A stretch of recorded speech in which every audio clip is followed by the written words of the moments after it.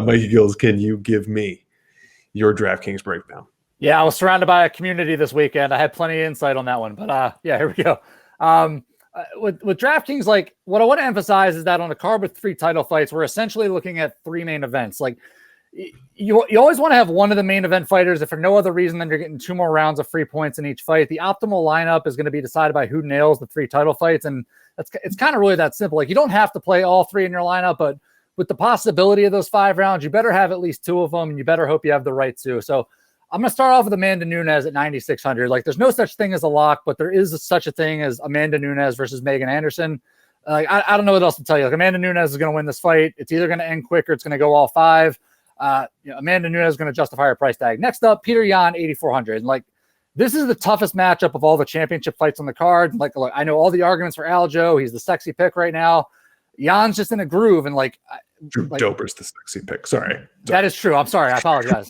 On Drew Dober night, I should have known better. It's Rex Manning day. But like we don't talk about these things beforehand. I was wondering where you guys fell on this. Like I didn't know we were talking about a possible bet on Aljo, and now we're gonna hate each other on Saturday, and that makes me sad. But he's my pick.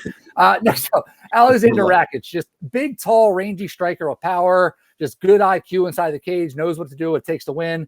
8,600, perfect price for the production. I'm expecting anything from 70 to 100 points. Like I think Santos, like I'm not sure if he's washed, but he is going to be at a disadvantage in this fight. And I'm just big on Rakic. And I think this fight's going to set him up for a bigger contender matchup, something big for him. Next up, Kyler Phillips, not a true underdog pick, but I'm still picking Song to win this fight. But Kyler Phillips, he's tricky as shit. Much younger guy. He's got an arsenal in there. He's good everywhere. And if this is a 3-round war, which I think it could be, like at the very least, we're looking at a solid floor play for this guy. Like Phillips going to throw from everywhere, solid on the ground. I think he can take this fight. Not sure that he will, but again, the bottom line points. Next up, Tim Elliott, 8,200. I think this fight is tailor-made for Tim Elliott. Like based on everything I heard from him, coaches, teammates, just really seems like Elliott held out for this fight for a reason. At 8,200, I love this guy's chances for a win, particularly a finish. Nothing crazy for this one. Let's roll. Last up, Alon Cruz, just 7,300, true upset pick.